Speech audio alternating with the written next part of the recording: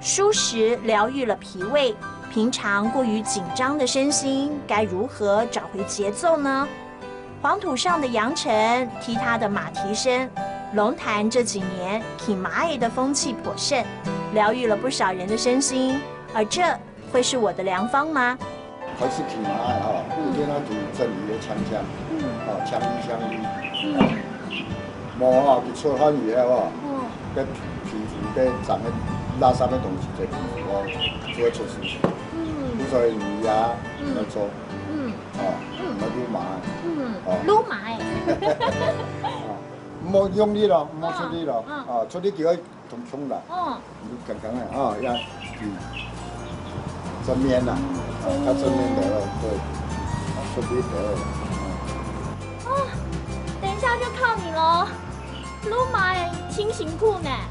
等一下对我好一点好不好？不要，好啦。骑马野爱油高练平等，和马野的接触越久，我越有自信，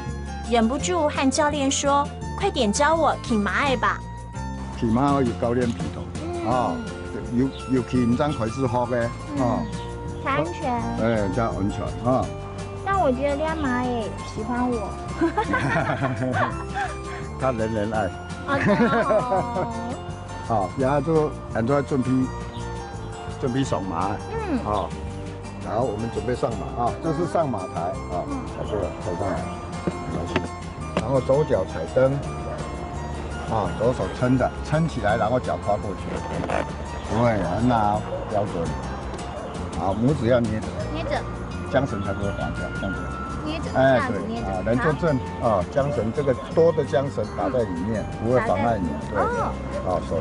然后你很放轻松，你现在还不能学习用脚，要教练来帮你，告诉马干什么，好，那我们现在，教练有调教，一般人上了马会很紧张，你就坐着，不要咬，不要用压的，就是坐着，让马带你，马野清澈的双眸和我对望的瞬间，心也平静了下来。很想让马野成为我的日常，